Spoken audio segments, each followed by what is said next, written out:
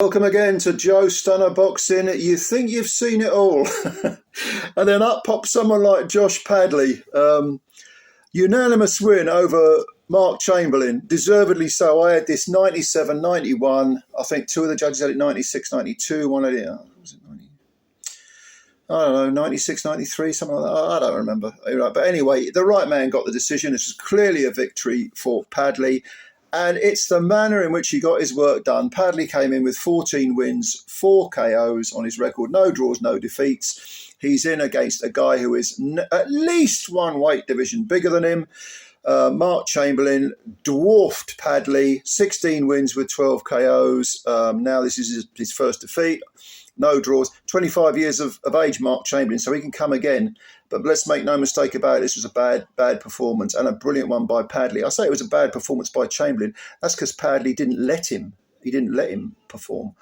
And Josh Padley, I mean, what a revelation. 28 years of age from Doncaster, which is one of those quote-unquote unfashionable, cities, towns, whatever, where you don't get a lot of opportunities. I think he works full-time, Padley, as well. Came in as cannon fodder for Chamberlain, who is allegedly Turki Al-Sheikh's favourite fighter, or one of them. I bet Josh Padley's one of Turki Al-Sheikh's favourite fighters now as well. He's made this quantum leap to the point where people will now recognise his name and he'll get more work.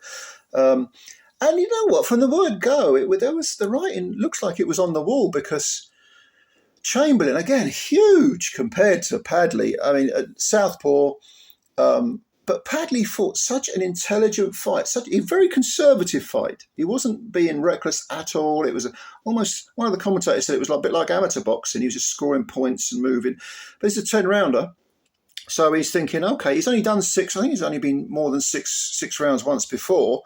And I believe that was when he defeated Jimmy First. He won the Central Area title over Jimmy First, who himself was undefeated at the time, and I think Jimmy's in his 40s. But that was a 10-round points decision. That's the only time he's been beyond 6, Padley. And the first 2 rounds, he was pinching points, and and you thought, what's up with Chamberlain here? He needs to get his skates on. And then in the 3rd round, there was a clash of heads, and suddenly Chamberlain, there's blood coming down. I think it's his right eye, but it was running down, quite sort of noticeably. But the discipline that Padley showed, and the way in which he, as an orthodox fighter facing a southpaw, he didn't allow for any sort of room for that backhand from Chamberlain. Moved very nice, lots of nice little feint side steps. Wasn't moving, certainly wasn't running. He was just moving sensibly, not wasting energy. Really mature performance. And the rounds were ticking by, and Chamberlain was having some success, landing the odd backhand, which was his left hand as a southpaw. That's the left cross. He was having some success. Good jab from both men, actually. Both guys landing good jabs, but noticeably Chamberlain not landing enough jabs that you thought he would, with his height and his range and the reach. You thought he'd be banging that jab in and hanging everything off it. I get the feeling Chamberlain really took Padley very, very lightly. The only other possible excuse I can think is if he was injured, or because he just didn't show up today. He didn't show up.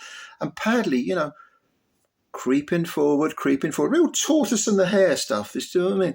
Creeping forward, bang, and then moves, and then another little feint, and bang, bang. And Chamberlain was getting frustrated. He was being outboxed by a guy who, again, isn't just smaller in dimensions, but is smaller in actual weight, easily one weight division smaller. And then in the 8th round, it happens. There's this, an exchange. Chamberlain, by the way, had been warned for pushing Padley down and tying him up and pushing him and the bit of the rough stuff. Well, they came in close. In comes Padley. And Chamberlain, I think, was trying to, do a bit of twisting and turning and, trying to impose himself physically, not necessarily entirely legally. And Padley wasn't having none of it. And he landed a double right uppercut and then pinged over this swooping left hook, bang on the jaw of Chamberlain. And down he goes on his back, not on his bum, on his back. I couldn't believe what I was seeing. I was like, bloody hell. 4 KOs in all of his wins, Padley, and he's got Chamberlain, who I don't remember ever seeing him really badly stung before. Like I say, he's undefeated going in. And he wasn't seriously hurt. He got up, but it was a very clean as a whistle knockdown. Don't get me wrong. He gets up, and of course now you're thinking the guy needs to win at least these last 2 rounds, the 9th and the 10th. What happens in the 9th? Again, a bit of rough stuff from Chamberlain. Pushes Padley. The referee steps in. Point off Chamberlain. So Chamberlain now knows this ain't his night. Some nights are just a nightmarish time at the office. This is one of them. And the 10th round, I might have given it to Chamberlain, actually. I don't know. Padley, he did land. He did look a little bit dangerous in 1 or 2 punches were a little bit. You were thinking, oh, Padley, watch yourself. You know what I mean? They were pinging over. But there's no doubt who deserved to win. Amazing performance by Padley. Very poor one from Mark Chamberlain. He's 25. He can come again. Plenty of time to rebuild.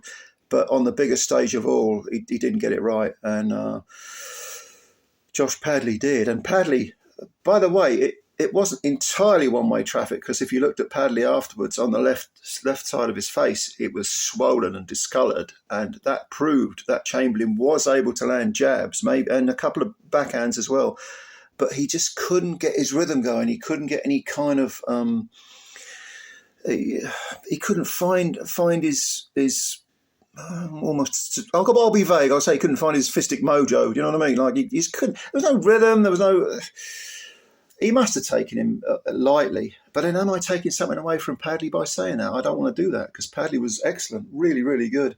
Anyway, look, an amazing upset. It is the first fight of the night. This is, of course, on the undercard of the Wembley Stadium gig between Dubois and AJ. And it was a good fight as well. It wasn't just an upset. It was a good fight to watch. Really entertaining. You know, and you'd be watching it. Oh, my, what's going on here? And it wasn't just the upset. There was some good skills on display. So well done to Josh Padley. You know, man from Donny did it. Well done, mate. Well done. And he deserves to be back on one of these Riyadh cards. He deserves it. Hearn has said winner stays on. And if Hearn or Warren are stupid enough not to give this guy a contract, you know, this guy, then either they were asleep during this fight, or they well, obviously they do know boxing, but they must have a blind spot for fighters from certain areas, because he deserves a contract. Give the guy, you know, it's in front of your eyes. The guy has got ability. He's only 28 years old. Give him a contract. Give him some more. Turkey El Sheikh, you know, if he's a man of his word, he seems to be. He wants to bring him back onto another Riyadh card, I think. Anyway, enough. A big upset to start the evening with. Let me know what you think if you watch this. Are you surprised? You've got to be surprised by this result. Come on. I didn't see this coming in a month of Sundays. But yeah, okay. Tell me what you think. A very, very good start to the evening. And of course, subscribe if you're new. Hit the like button. Let me know what you think. I'm looking forward to reading your comments on this one. What an upset. See you later. Bye for now.